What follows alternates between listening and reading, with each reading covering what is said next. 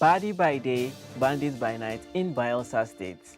And also we have a story of nothing other than instant noodles becoming instant weaponry in the BB Niger house. Welcome to the morning break as we go deeper into these stories. My name is Abbas Muhammad. And I'm Barry to the world. Well, today, firstly, we have the ADC closed door meeting where Goodluck Jonathan was with the stakeholders of the ADC political party, the coalition party. And citizens are wondering what really is cooking behind the scenes, because this is just coming after the stakeholders had a meeting, I believe, a day before, where Atiku Abubakar was present, the former governor of Kaduna State, Nasiru El-Rufai, was also present, and also the head of ADC, the former Senator David Mark, where they had a closed door meeting. The details are really not clear, but then citizens are wondering what really happened and why was the former president of the Federal Republic of Nigeria, Goodluck Jonathan, was also there in the meeting. Barry, do you have any on this? I mean, it's all political drama, like leading up to the 2027 elections, and eyes are on even as little as courtesy visit. But could we even call it a courtesy visit as it is, because it just happened immediately after their caucus meeting and then the meeting to the ex-president? Could it be an endorsement, or could it be a sign of him moving to the ADC? Well, these are speculations. We are hoping towards seeing the new line of events that would unfold during this. It's quite a lot, especially how the coalition was formed in order to take out the sitting president, the political party that has been ruling for the past, I believe, 8 years plus now, not wanting a second time for Tinubu. And it's posed as a challenge, even though the leading party APC has said it is not really, the ADC is not really a threat so far to them, and there's still a little bit of time for the ADC to prep up and also for APC to put in a proper strategy, working strategy. But then it begs the question, the former president, Goodluck Jonathan, has mentioned or did mention before that he was not going to contest, he was going to leave it for others to go into it. But then now the question is different, because previously that statement was it was referring to the PDP, People's Democratic Party, when he was, mentioned like, okay, are you going to contest again? What's the rumors? Because certain stakeholders have been visiting him, and he came out openly and said, look, I'm not going to contest anymore. I will leave this for others to try and also, throw in their hearts into the game. But then also at the same time, now that ADC is in play, ADC is a neutral party, even though it's a coalition of different and past leaders from different parties, both the PDP, both the APC, and even, Labour Party. Peter Obi is also part of the people expected to join the party fully.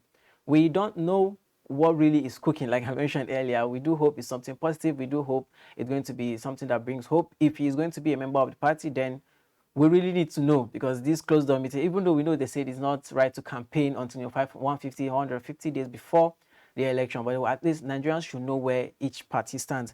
Because also, in relation to this meeting, the People's Democratic Party and the All Progressive Congress did come out to say, look, we know that this is because some of the members of the ADC are part of APC and PDP still, while some have renounced being in the party. They have not officially joined ADC. Like the likes of Peter Obi and Atiku. Atiku has left PDP, but he has not officially joined ADC. So far, he has just been attending their meetings and whatnot.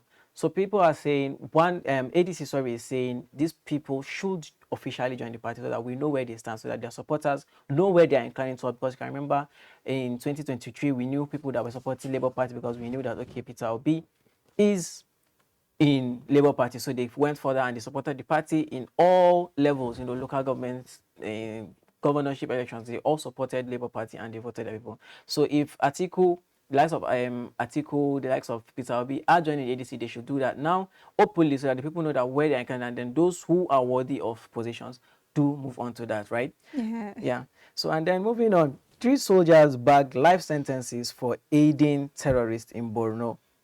This is really a sad story, because these are the people charged with protecting the citizens, protecting the nation, fighting bandits and terrorists nationwide in different zones and different aspects, but then to be court-martialed for selling arms to terrorists, the same arms that we're saying are not really enough for our armed forces, for the security forces. So what really is going on?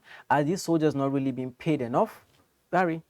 I mean, we're talking about exploiting the weaknesses of the system, an already corrupt system. We've seen the corruption in Nigeria also eats into our military in the sense that they are selling weaponry which are supposed to be used to protect the citizens of Nigeria. These weapons that are supposed to use to guard the citizens of Nigeria, selling it to the terrorists, which they are supposedly fighting against and combating. This kind of resort should tell you, like them resorting to this should tell you how bad it has been for them economically and how bad the corruption has eaten into the system. First of all, how much are our military earning? Because really that is also one of the ways in which, I mean, you can't tell a poor man really not to collect arms from someone, like really. So we're asking, how much are they being paid? Is their take-home salary able to take them home? And secondly, what are our values? Are our values in the military, in our civil service, eroding as well? Because this, I mean, there are certain movies that you get to watch. I mean, I'm a fan of Hollywood, and then you see that you're trying to crack these military men, you're trying to crack them on all fronts, and they refuse to break because they have made an oath to defend their land, to defend their motherland. So does it say that the military do not longer believe in the land that they are protecting and that they are safeguarding? Does it mean that they actually believe that there's a crack in this government? I mean, we've seen several footages of soldiers coming out to say that, they are suspecting something fishy with this Boko Haram, and we are seeing now that soldiers are now selling weapons to bandits. So do they now feel like the war is hopeless? So is this a show that the war really against terrorism in Nigeria is really hopeless, that they actually had to sell these arms to them because they might as well get it somewhere else? Why not from them? And these are the angles that I have examined, and I'm like, on all fronts, this shows how the Nigerian system in itself has decayed to this level, like the level to which Nigerian system has decayed, the decadence in our system. And I really want to see a change, but the change that we all need is in you and I. I mean, these were military operatives. It is in their line of duty that they erred in their line of duty. So imagine every other person erring in their line of duties, the customs not doing their work, searching, doing proper searches when this ammunitions are being shipped into the country, everybody not doing their work as they should be, collecting bribes, cutting corners here and there, and leading to what we have right now as a fragmented society. I really hope this is put an end to. I mean, these soldiers have been court-martialed, life imprisonment. I really hope this will serve as a deterrent to others who are engaging in this heinous offense. I mean, we're talking about lives. A lot of people will lose their lives because of this particular act that they have done. And we really do not hope to see that happen in times coming. Yeah, in as much as we understand that these are trained professionals and their level of discipline is supposed to be, how would I say, it's supposed to be higher than the average civilian. Their discipline is supposed to be different. They're supposed to be dedicated to protecting lives and citizens of the country. But then at the same time, Nigeria is a country where we have strict gun laws. Not any person is allowed to hold gun, but almost on a daily basis we're seeing bandits here and there, new organizations forming up saying they are bandits, they are doing this, they're doing that with weapons.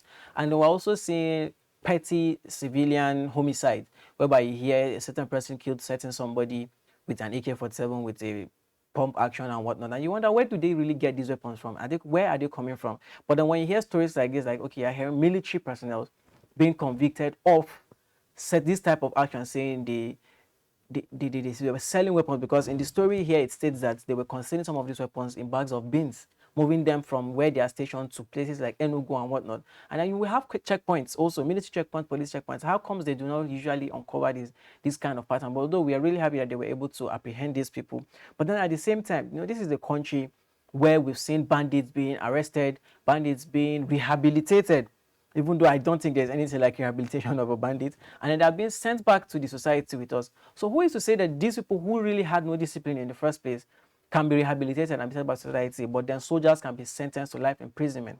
What is the difference? Are we saying the lives of a bandit is more superior or more precious than that of our military forces?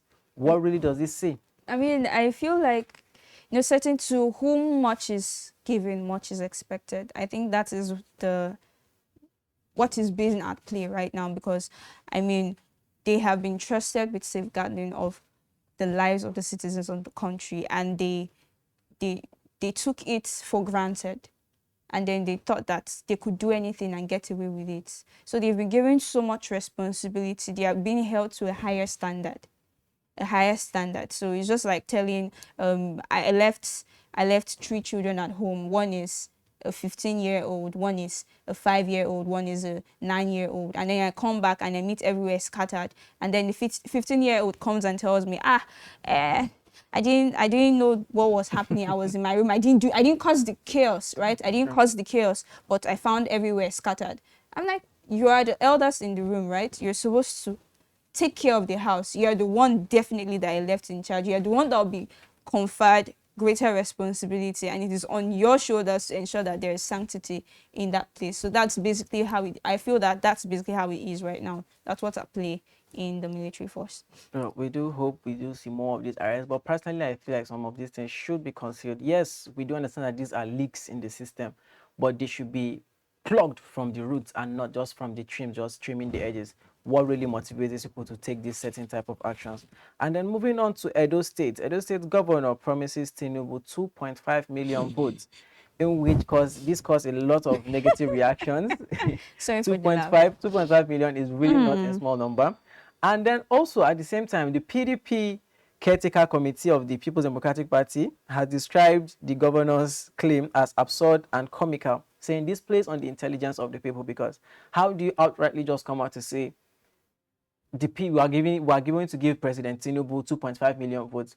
Is this the voice of the people? Shouldn't the people I promise Mr. President 2.5 million votes. Hey, your son APC has promised. TINUBU is working for us. The governor from APC party is working for our state. Therefore, we are going to give him our votes. We are giving him 2.5 million of our votes. And it begs you to wonder, what is the stats on the number of accredited voters in Edo State, to the extent that the governor is promising like it's supposed to be a gift? Is that what we've turned the country to? Has that what voting has turned into to a gift, that, okay, we're going to give you this and you should be rest assured, whatever happens, push comes to shove, this is going to happen? So that it will not be a case of when the time comes and then we see 2.5 million votes from Edo, we will not say, no, this is Jake. We'll just say, yes, the governor has said before, the people are with it. But then if you look deeply into this, what really has been happening in Edo State? Are the Edo State citizens really happy with what is going on? They say this is a state where we've seen a lot of killings, people owning guns, cultists clash here and there, having a lot of the youths going into fraud and yahoo. You guys, you know that what really is the government doing in that state for the governor to give out that type of promise? I mean, certain people call it another case of comical relief, because you can't actually believe that that is what is actually going on in Edo State. I mean, look at the level of insecurity in the state. I mean, we saw that 8 NSCD officials were killed in that same state, and a Chinese national was kidnapped in that same state. We're talking about a lot of mayhem happening. We talk about levels of insecurity here and there, and then he's coming out to promise the president votes already now. He's already campaigning. Really, this is an open campaign. And then because he said 2.5 million votes if you tell 2 other people to vote also for the president in his speech, and that it would be a lot of votes for the presidency. And this is when he was called out to speak on something else, and he's talking about votes. I mean, I was really wondering what the correlation is. Is this a campaign ground? Is this, do you understand? I mean, we're talking about official campaigns don't start till 150 days to election. So what is this? What is really going on? Governor Pebelo, what is going what really is cooking? Because according to among the backlash that we got about it was that how can this be coming from a governor who could barely manage 300,000 votes for himself in the governorship election? The records are there, the stats are there, whereby he was marred by heavy militarization and the weight of full APC governor, because I believe his opponent then was more, I wouldn't say he was more fit for the role, but then the citizens and the people spoke more on the street. There was a lot of protests, after the announcement of the results of the election, saying this is who we voted for, and we feel like the person that was announced as the winner is not who we voted for. Is this the same person that is promising 2.5 million for someone that could barely get 300,000? We talk about the number of registered voters in Edo State, and we're just having over 2.5 million voters in registered voters in Edo State. So is it promising the president over 90% voter turnout? Because we are asking, really, when has that ever been? When has that ever happened in Nigeria? I mean, the highest voter turnout in Nigeria, in Nigeria's election history, was in 2003, and it was 69.3 even really up to 0.08, really 69.08 percentage. It's not even up to 90%. So what is he really saying? Someone who could not even he could not get up to 50% voter turnout in his elections. He's promising 90% voter turnout. I mean, that's ludicrous. Like they said, it's a theatrical relief, really. And mere sycophancy, like they said, like people on social media have said. So I feel it's not something to be taken seriously. And if this is serious, there are serious corruption allegations there, because I mean, how do you plan to do it? There are other strong parties. I mean, we just them beating the PDP in the last governorship election was by a very, very little margin. So I'm wondering how they plan to execute that with the PDP opposition. They are still present in Edo State. I mean, Edo State was a PDP state before it was just recently turned to an APC state. So I'll be looking at election rigging. What are we really looking at? And then we are seeing the upcoming ADC. Are they really saying that those do not stand a threat? And do you understand? There's no sight of opposition in the coming elections. I really do not know what he plans to do, but no shady deals, please. Well, no shady other deals. than the he should show workings, he should fix the state, he should do better in his leadership, rather than making promises that may or may not be empty ahead of the next general elections. And then we move on to Federal Road Safety Commission pushing for the permission to bear arms. Well, when it comes to the issue of arms, there's always a lot of spark and reaction online, especially coming from the Road Safety Commission. We are in a country where on social media, on news outlets, we've seen a lot of time where where military officers are always complaining that we do not have enough weapons to counter bandits and terrorists, even though with the budgets being infused into us and whatnot. These people are holding heavier ammunition, heavier weapons and whatnot. And then the Federal Road Safety Commission is supposed to be protecting roads to make sure that people are law-abiding on the road. These are not people that are holding weapons to attack. No, these are people that are just moving from point A to point B, either with a licensed vehicle or not. And the VIO is also there, to checkmate all of this. Federal Road Safety is supposed to be there to safeguard the people, to make sure everybody is law-abiding and not really to enforce much. So what really do they need arms for? Because I always find it funny when this kind of story comes up, because it's not the first time they've said they needed arms.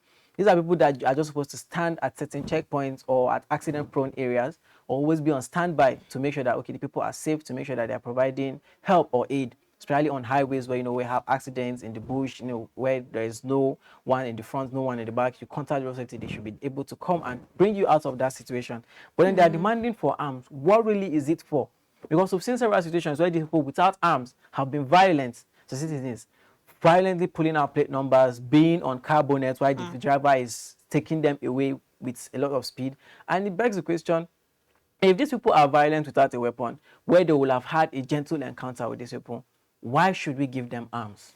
I mean, we're talking about people who have, abused, but he that is faithful little will be faithful much. I mean, with the little power and authority that they have been given, they have misused it. So, and then it's not something that they have, it's not a new thing. Because they're asking for arms, it's not a new thing. For over 8 years, they've been asking for arms. And then it is really, really questionable. Like, what are you looking for arms for?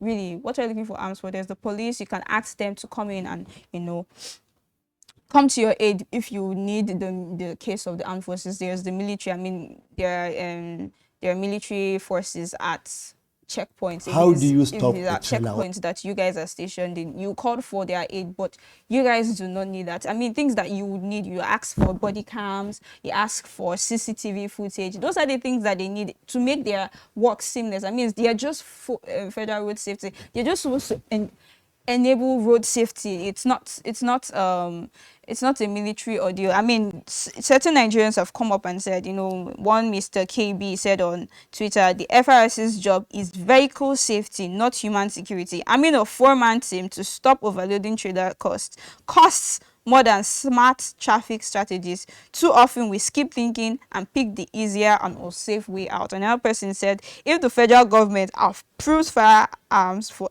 FRSC officers, it is only fair they give guns to NYC members too. Since we want to be mad in this country, let us do it properly. Another person said, integrate FRSC, NSCDC and VIO into the police force. There's too much duplication of functions in Nigeria. And Nigerians have gone on and on and on. Uncle said, just like I said now, another person, Samuel Onemu, said this Oga should be pushing for speed camera, CCTV, and drones to monitor reckless driving, automated number plate recognition technology on the highway to track offenders. They don't even have breathalyzers for alcohol tests. Can you imagine? But what he needs most are machine guns. I mean, we're talking about, see, you're looking about all the other technologies they can have used to make their work easier, and then they're resorting to gun Violence. I mean, do you understand? There are other things that they need to discharge their duties. I mean, we've seen certain road accidents caused by alcohol usage. I mean, someone who is drunk driving. I've never seen them stop someone because they were drunk driving before. We've not even seen them do the whole alcohol test. I mean, it's popular in Western countries, but we've not seen that here. I mean, we see the FRS trying to do another person's job of the VIU, and then you really wonder, really, are their jobs being told to them? Do they really know their functions? Because it seems that they don't know their functions as well, and then they seem to be overstepping. I mean, they need to be reminded of their functions. I mean, a gun is not necessary. And if you guys will hold a gun, I mean, I'm in the NYSC scheme, I might as well hold one too. Please, I really need mine. I think I'll need mine too as well. Well, if road safety are getting weapons and register firearms, I think the citizens should also be allowed to hold it, because if we're having a lot of misplaced priorities where everybody doesn't know what they want, then the citizens should also be allowed to hold their own firearms. Because tell me, what do you mean by 4 officers cannot stop a moving truck? In the first place, if your truck is not stopping, why should you endanger your life? You're supposed to be making the road safer. So pushing that person to overspeed because he's trying to evade you, isn't that making the road less safe than it's supposed to actually be? And you know, like, the comments are there on X. Citizens are complaining and they are speaking. They're saying these people actually need more ambulances, they need more body cameras, they need more pickup trucks that can pick accident-prone victims, move them from one point A to point B, not for weapons. Because are you trying to say you want to attack the people? Exactly like you mentioned, I've never seen a situation whereby someone is coming from a club and he was stopped by the road safety at night, and then he was given a breathalyzer to make sure the person is safe and not drunk. I've never seen such situations.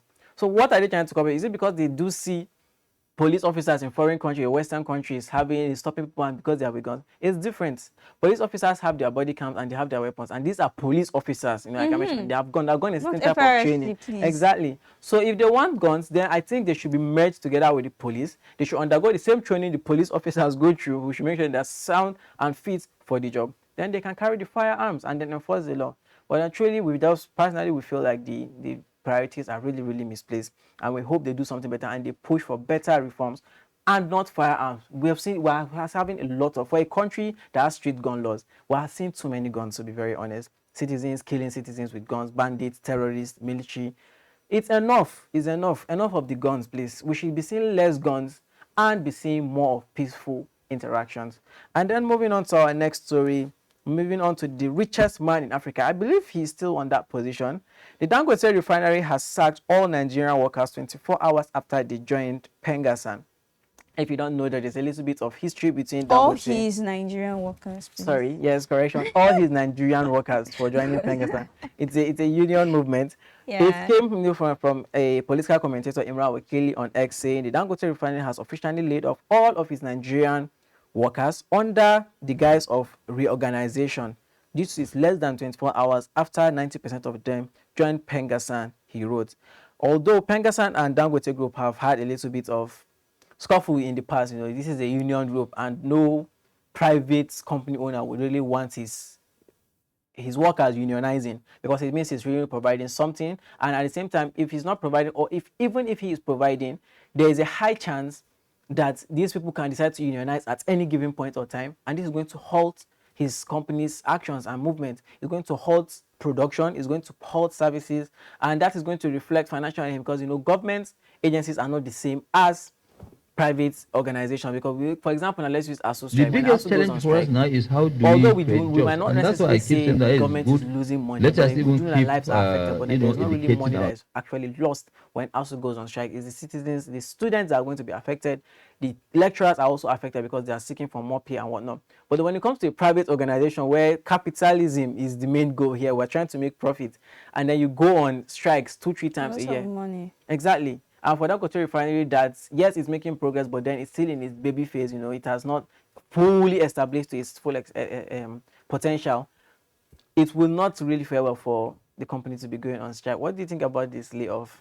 I mean, there are points on both sides. Like, both sides are wrong, are right, really, and wrong at the same time. I mean, all sides have their points, their fair points of view. I mean, Dangote is a capitalist. He's a businessman, and he would play to the part where he gets his profit. I mean, all the main goal of a business enterprise is to make profit. So he's not there on a charity venture and all that. He is there to make money. And so in the points where unionism starts to, because once the truth is, once workers start to unionize, it becomes a problem in a private enterprise, because that at that point in time you can't control your workers. They can just up and say, okay, they want to go on strike, and they can just up and take any action, any form of action, and he feels that it will cripple his business. He can't be having that, and he said, no, you know what,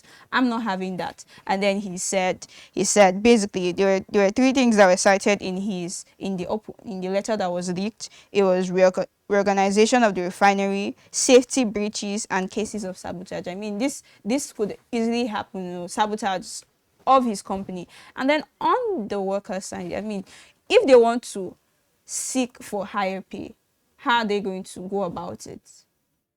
Really, if they want to say, okay, we're not okay with the way we are being paid, how will they go about it? I think Dangote, in one of his interviews, came out and said Nigerians have one of the best engineers in the world, and 18 of them had gone to Dubai recently, and then you wonder, so why did he let them go? Because now I'm speaking on the side of the workers. If they're so good, why did he let them go? And so it's more like, is he trying to stop their voice? Because really, they actually ought to have a union. They need to unionize if they want to seek for their welfare, if they want to seek for higher pay, if they want to seek for better treatment. They actually need to unionize and say, okay, this is what we want. Because at the end of the day, there's a saying that says, that goes, united we bargain, divided we beg. Really, united we bargain, divided we beg. And then really, they do not want to be begging for crumbs and everything from the table. They actually want to bargain on a platform in which they'll be heard and respected. And at the end of the day, now all of them are out of jobs, and Dangote is saying, you they go and find Cynthia Ofori, go home. And they say, go and meet Pengassan, let him give you jobs, let them give you jobs, since you've decided to join them and sabotage my company. I will not have any form of sabotage to my company from the beginning. Well, consider it as it is. It's not like he just told them to go home. I believe the finance department also instructed to compute benefits and entitlements for payment in line with terms of employment. So it's not just saying, go, what you did, I don't like it, go. Give them their severance packages. Yeah, they give them severance package and everything. Say, no. Mutually, we are no longer on the same page. Please go away, and then I'll do what's best for me, do what's best for you, but not in the Dangote refinery business. And it's all fine and it's all right, I believe. And Dangote will always do what's best for him. And it's not like he's an unreasonable person to say that they have tried speaking with him and he did not. I believe Pengassan is not just the only organization. We've seen Dupeng threatening strike on the Dangote group again also earlier. We've seen that man also threatening strike. So it truly looks like a form of sabotage. So his line of action is totally natural to protect his business. And it's all right and it's fine.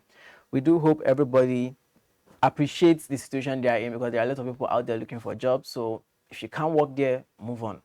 Moving on also to Rude Boy taking an ex-user to court over rape allegations. He mentioned, your only way out of this is to leave the world. I believe that's a serious threat. That really is a serious threat. Singer Rude Boy vows to find the woman who accused him of rape, says the story. This is coming after... Barry, would you give us more on the story? I mean, it was an ex-user. Someone said something, made mention of, he just celebrated his wife's 25th birthday. Okay. And his new wife's, basically, Okay. his new wife's 25th birthday. He has an ex-wife. And someone came on there and then was like, didn't he just have, didn't he just divorce his wife, and his wife accused him, someone that he divorced his wife, and his wife accused him of having an affair with his maid. Then this particular ex-user came under the tweet and responded, raped or coerced this housemaid into sleeping with him, and abuse of power and authority. She cited things like that, and these were really serious allegations. And Rude Boy said, you know what, I'm not having any of this. I cannot allow anyone to smear my name. I cannot allow anyone to tarnish my image.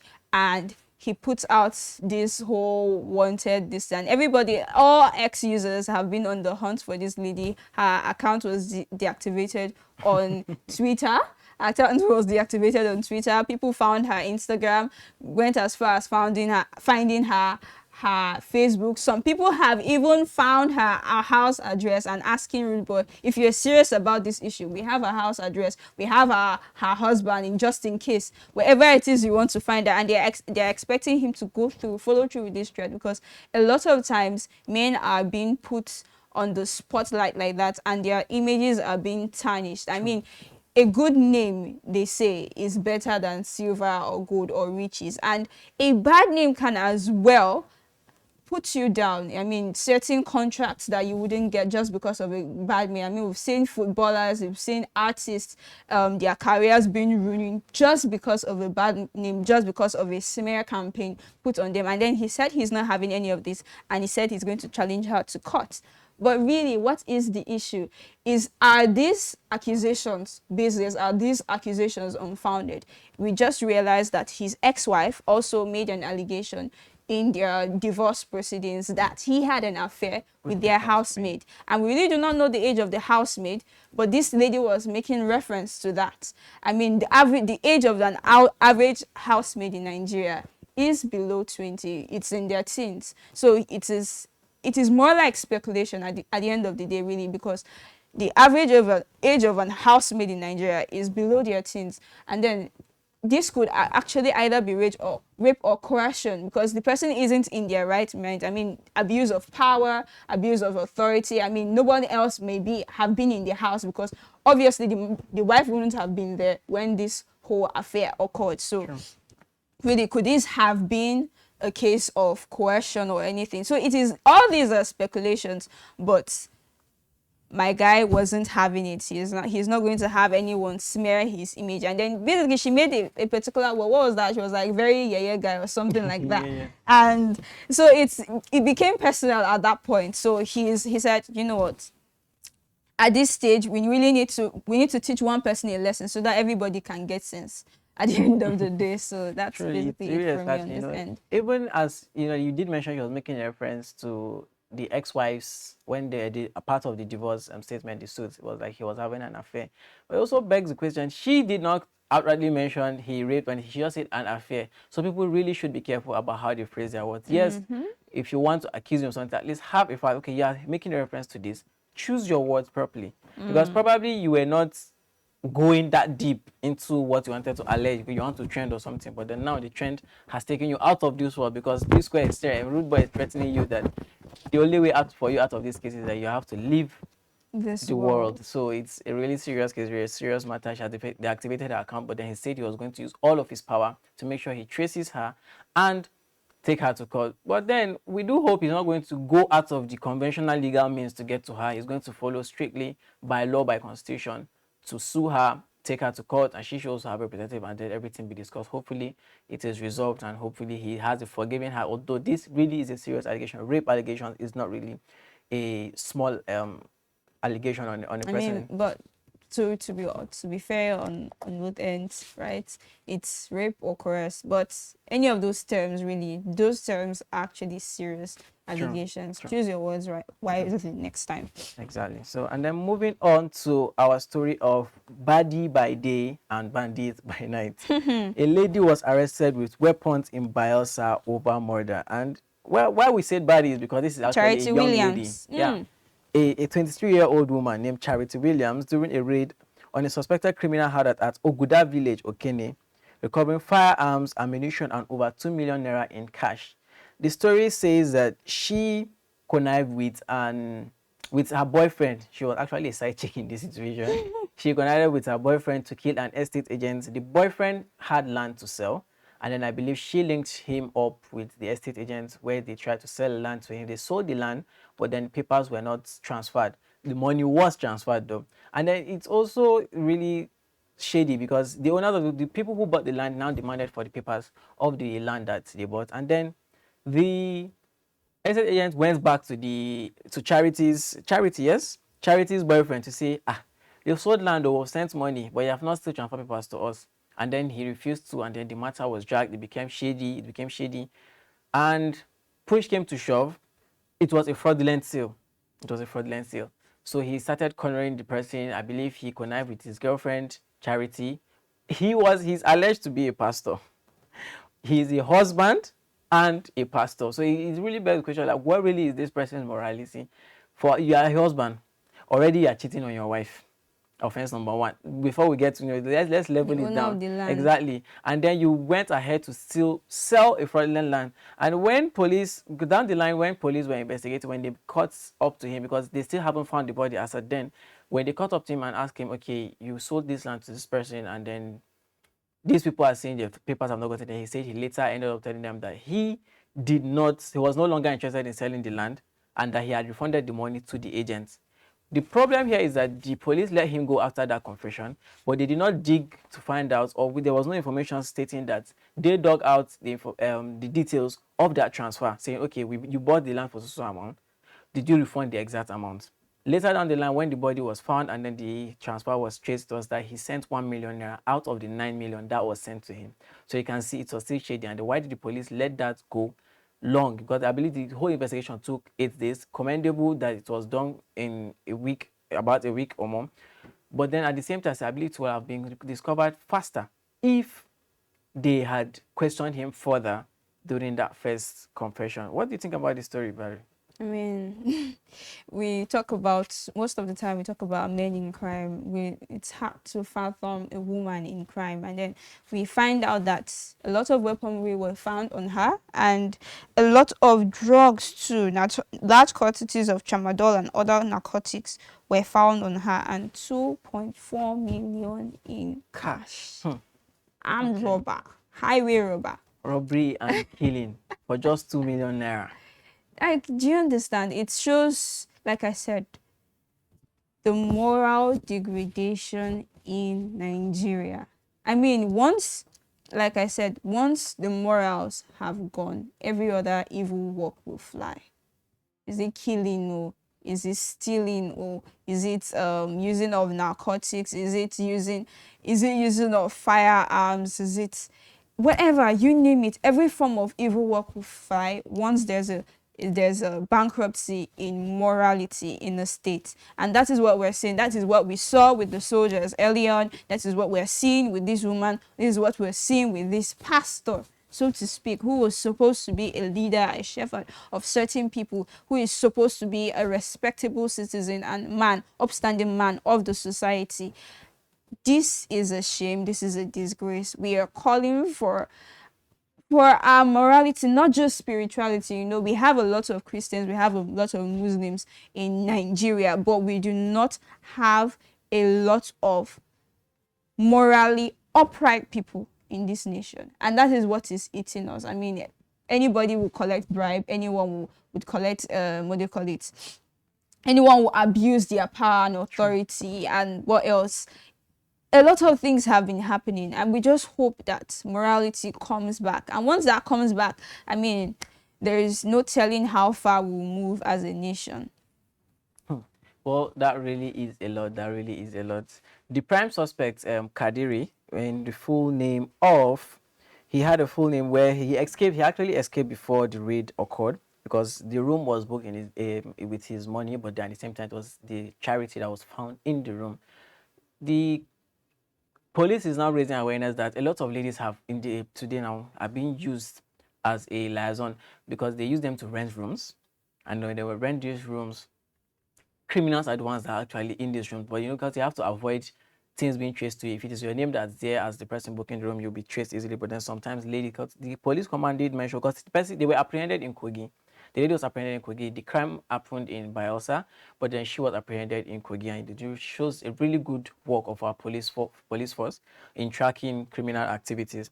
They did mention that crimes like this are on the increase, especially in Kogi State, where people are using locally made weapons to kidnap people for ransom casually, like it's a daylight something, and it's really raising awareness. People should really be careful. People should stay vigilant. People should stay aware, and also at the same time, people should avoid being used as puppets for this kind of, because someone might just promise you small amounts of money that might seem huge, but then for a crime as big as murder, it really is not. It's not something that people should be falling victims of, because when it comes to murder, an accomplice of murder is almost regarded as the murderer himself, because you knew of this and you aided in this particular kind of situation.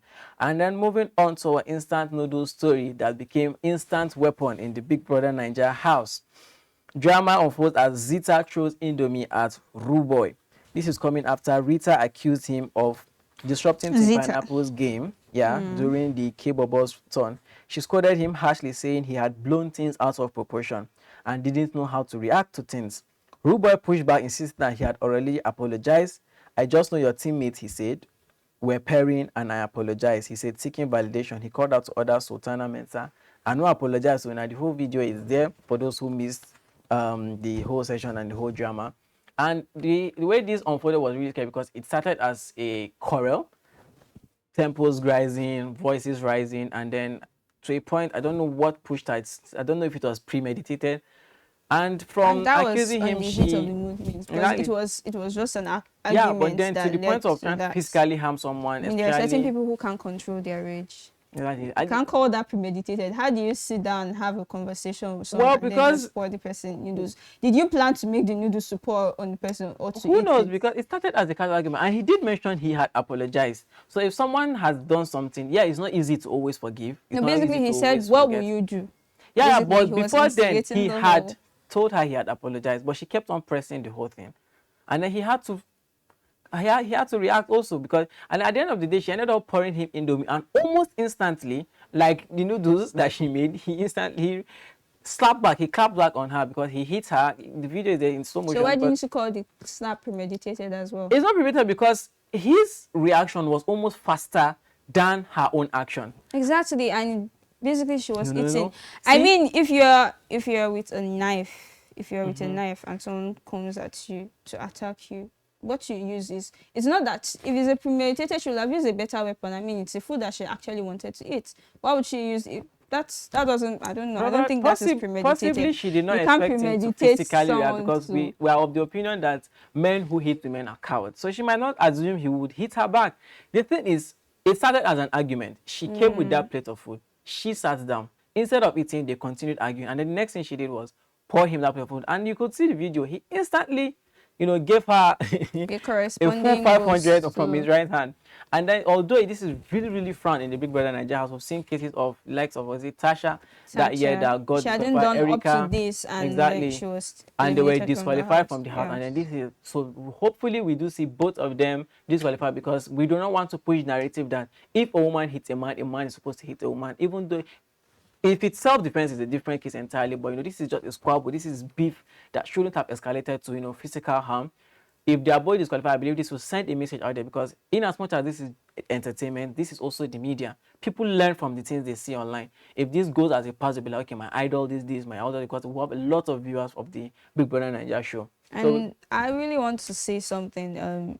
Really learn how to control your anger. Like I said, when you was trying to put the whole narrative of premeditated, I really don't think it was premeditated, but I feel it is poor anger management. Really, poor anger management can make you to do a lot of things, to act out of character. I mean, you should look into it. I mean, if you're angry and you know that you want to lash out, calm down, take a couple of beats back, and do not do something rash or something that you would regret. I mean, it was words. You could reply and respond in words. I mean, we even have incidences when we say, do not even speak harshly when you are angry. True. Because you may not, there are things that you can say and you won't be able to take that. Like they say, words are like, what do they call it? Water, you can't take it back after you've already poured it out. You've already spilled it. You can't take it back after you've already spilled it. So it is watch what you say, because there was an instigation. I mean, what will you do? Do your worst. I mean, what was really that? I mean, there's the whole talk about drama and instigating. At the end of the day, we should know when we have reached our limits. And you don't know what, like I said, like people always say, you only know when the conflict starts. You don't know where to end. And the conflict has ended in Zita supposedly, Ruboy supposedly incurring burn marks, because it was hot noodles really that poured on his head. He sustained a minor burn, and we have heard that allegedly that she has also apologized for her actions, but we really do not know what will happen if we lead to her elimination from the house or whatnot. We're just looking up to Big. We are looking to Big Brother, not up really, just looking to Big Brother and seeing the line of events that unfold, and we hope that they speak against it, because violence on air is not something that should be permissible. True. Well, that's all on the Big Brother Nigeria house. Moving on to a final story for the day. Georgia confers honorary citizenship on Peter Obi, the former presidential candidate. Peter Obi. The former presidential candidate of the Labour Party was given an honorary citizenship in the state of Georgia. This is after he announced this on his X, formerly on Twitter page, saying he participated in a Black Congressional Week event in Washington, D.C. Of Power. He said the day's activity began with the Congressional Black Caucus Week reception at the United States Senate Kennedy Caucus Room, hosted by Senators John Ossoff and Reverend Raphael Warnock.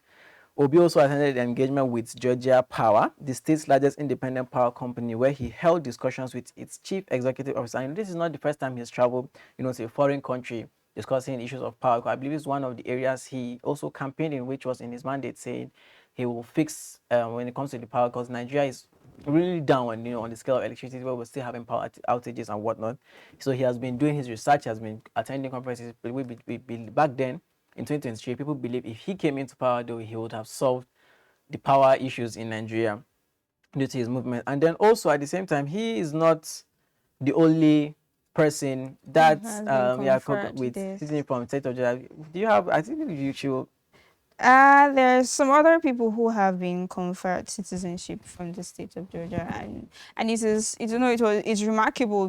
Basically, it shows the Nigerians have been exemplary. We hear about Nigerians, misbehaving abroad, and certain sanctions have been put on Nigerians abroad. But we see certain Nigerians praised and honored in countries abroad, and then it's something that should be noteworthy. I mean, we see people such as Lillian Eneji, a gospel artist. We see Pastor Jerry Eze. We see someone like Doye Diri, a Bayelsa State governor. I mean, we see certain exemplary citizens also being, spotlighted along with P2B. And it's ex-governor Peter Obi, and it is wonderful. It's quite remarkable for Nigerians, because Nigerians have been representing Nigerians well, and they have been outstanding. Everywhere you go, you see a Nigerian. Basically, if you don't see a Nigerian, it's somewhere. there's something inherently wrong with that state. If you don't see a Nigerian there, there's something, it is inhabitable, because Nigerians are everywhere and they're making waves everywhere. And it's a good fit for him. And then it is also, basically it also boosts his, you know, status politically. I mean, someone who has been confined. I mean, when certain people in certain parties have been barred from flying to certain states, he has been given an honorary citizenship. You know, do the maths. Nigerians will do the maths and say, you know, this is the kind of person we want to represent us in the upcoming election. I don't know about his political aspirations, but I mean, this is so far so good. It shows that this is someone that the people would definitely want to see up there contesting. And that is all we have today on the Morning Break. I remain Abbas Muhammad, and I am Barry to the world. Keep it tuned and locked in on the Morning Break. See you next time.